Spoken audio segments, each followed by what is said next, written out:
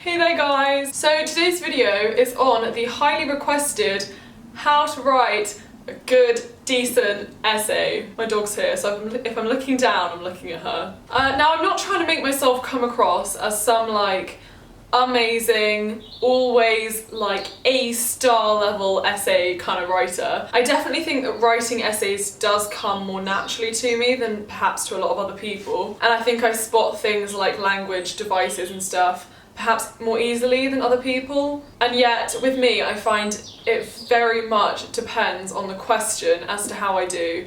It depends on the question, the extract, or whatever I'm doing, like the poem chosen. And that's kind of the annoying thing with English, is I never feel prepared enough because it is such a in the moment kind of thing. Regardless, today I'm gonna tell you all about how you can write a good essay. Okay, so the first sort of random tip, which is sort of obvious, is make sure you are familiar with the AOs on the mark scheme. If you're not, go look them up on your specification now, okay?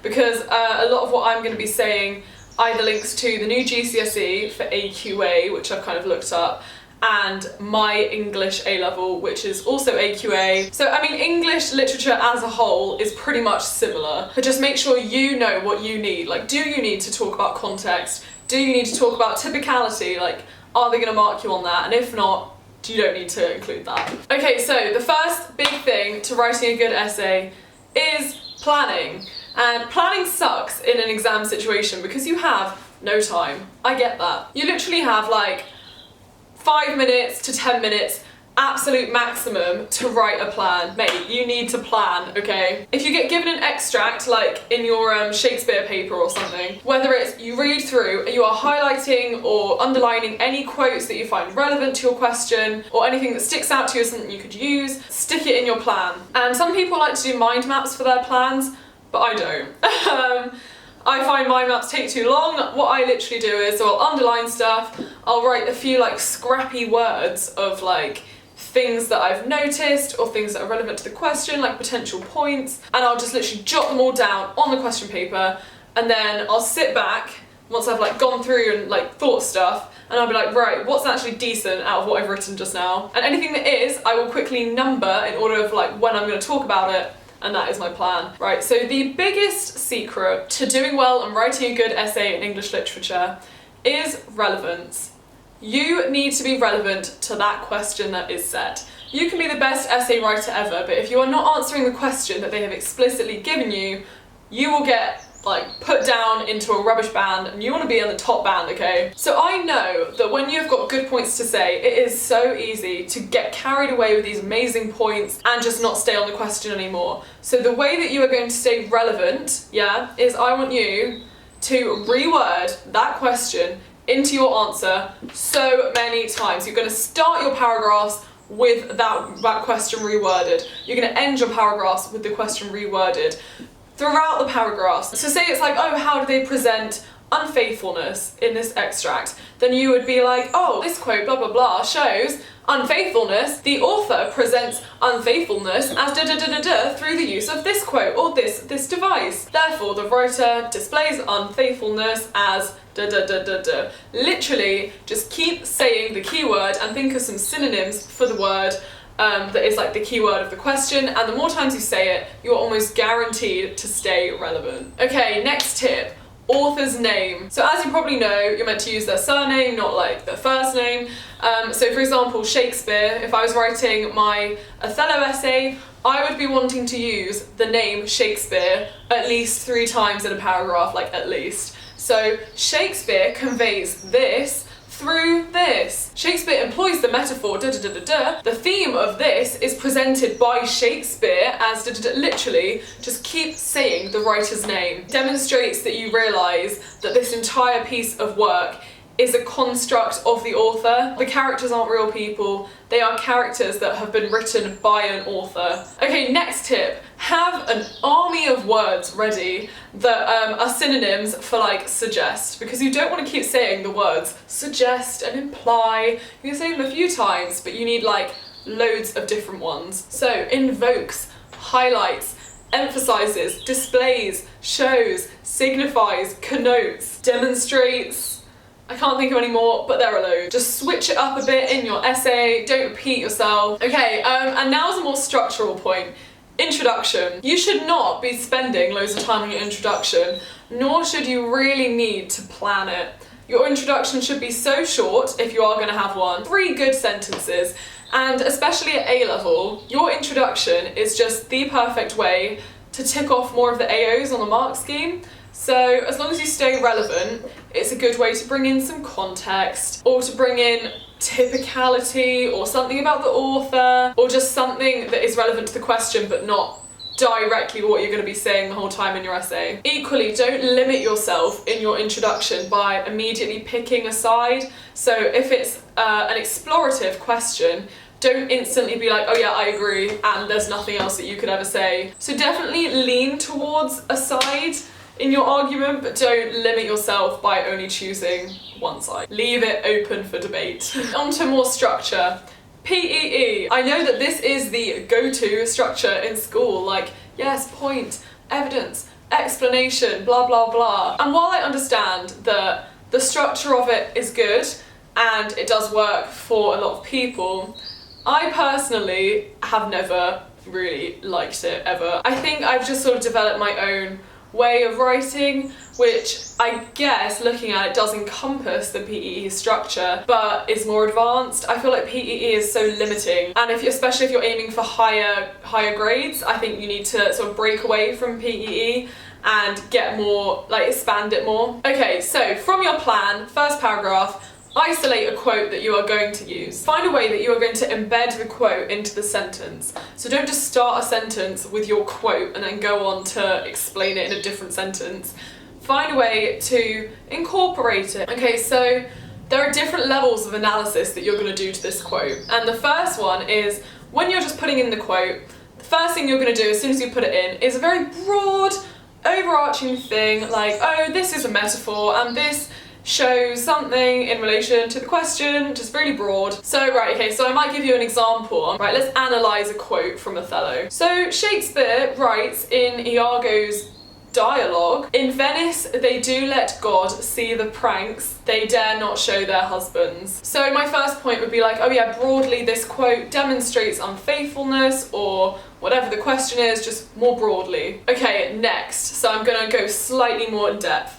I'm going to zoom in on the word Venice, and I'm going to say, okay, this is an allusion is another device, this is an allusion to the context, which at A-level you have to get in, the context of the 1600s. Venetian women have a reputation to have more lax sexual restrictions, and therefore Iago is playing to this reputation and therefore making Desdemona seem unfaithful through the Venetian reputation. Okay, so next, still on the same quote, I would look at the quote again, think, right, what can I say? Biblical imagery in the use of God. Then again, I could talk a little bit about context. I could say the prevalence of religion at the time.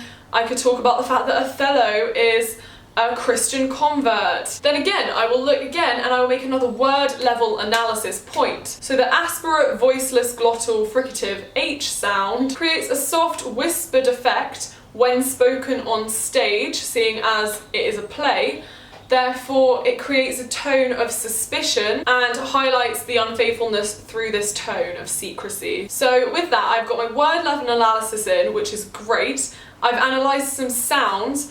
And also another huge point is I have made reference to the form. So if it's a play, you've got to show awareness that you know it's going to be performed on stage and the implications that that is going to have on Shakespeare's choice of writing.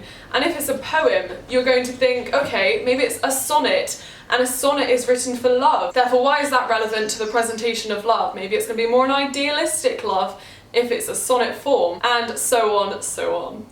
Equally, to show awareness of the form, you need to be very careful saying either reader or audience, because obviously if it's a play, you've got to write about the effect on the audience, whereas if it's a poem or a prose novel or something, then it's going to be the reader. So as you can see from that, you literally just write so much on one quote, and you can back it up with another little quote or something.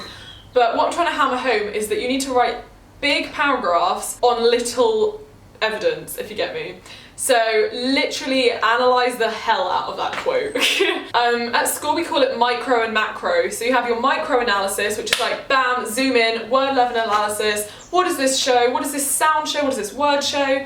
Then you have your macro analysis, and you just take a step back and you think, how does this little quote relate to the context and the typicality and the text as a whole? So you're addressing not only the little things, but the big things in relation to the question. Okay, so this tip is a bit more specific to comparison essays. So to do with the structure, each paragraph must start and end with a comparative point between the things that you are comparing. So have a point in mind, like male dominance is presented in both this novel and this novel, but blah blah blah, in this novel it is shown as this, and then write a whole paragraph on how it's shown in that novel, and then next paragraph relate it to the other novel. So I really like to think of this structure as a diamond. Here we go, I don't know if you can see this.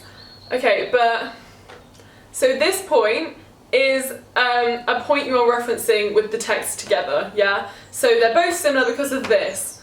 Then you're going to branch out into one novel, you're going to do a paragraph on that novel, come back quickly to the point, then go into this novel, then write a paragraph about this novel, then next point you're going to bring the two together again, and then go out again with your comparison, and in, and out, until the conclusion. Boom. Okay, next tip. Don't forget about structure. Structure is a great thing to get points on the mark scheme of, and I find it really easy to talk about. So if you've got a poem, talk about metre, enjambment and caesura and all these great things that will have an impact on the text and the question. And if it's a play, like a Shakespeare play, talk about iambic pentameter, talk about blank verse, free verse and all those sorts of things. Talk about whether it's written in prose and the implications of that, like it's more friendly, like the characters get on better, so they're more comfortable, so they talk in prose rather than iambic pentameter, so on. And at the end of the day, another tip is you need to be good at just the way you write.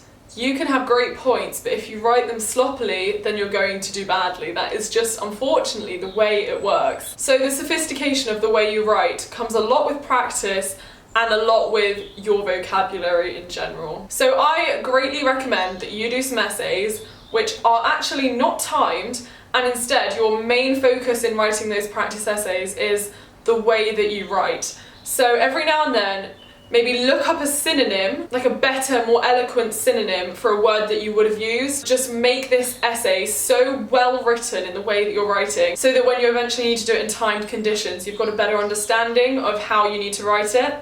Next tip, include some alternative interpretations. Like at A level, we do like a Marxist response, a feminist response, a modern reader as opposed to a contemporary reader, all those sorts of things, and how people would view it differently or argue the question the opposite way. Equally, when you're arguing your points, say it may argue, it could argue, so that you're not limiting your viewpoint to only one way, so you're appreciating that it could be the opposite and it's just your opinion. Talking about your opinion, I personally don't recommend using first person, like, oh, I think that, I agree that, and I personally stick to third person because you come across as more knowledgeable and sophisticated if you're saying things like, one may argue that, rather than I agree that. And finally, you conclude your essay having looked at all the other alternative interpretations, blah blah blah, and you come to a bit of a overall summary conclusion, but don't repeat the points you said, just come to a new short conclusion. Jesus, I know that sounds like so much. Like, that is the issue at A level. There is so much to say and so little time, and time is the biggest struggle in English. I mean, I can write an essay, yes, I can write a great essay, sure, but can I do it in 45 minutes? Not always. And that's why practice is key, and again, awareness of what you need to do to write a good essay. So hopefully this helped you, and if it didn't, I'm sorry. Please do like this video if you enjoyed it, and if you'd like to see some more similar ones like this. I feel like I literally poured all of my tips into this, literally all of my tips. You know how I write essays now. So please like it if you enjoyed it. Please subscribe if you're not already subscribed. I post every single Wednesday. Follow me on Instagram, jade.bowler. Follow me on Twitter, UnJaded_Jade. Thank you so much for watching. And I was thinking about this, I actually take English, maths, and 2 sciences for my A-levels, so I'm here to help you guys.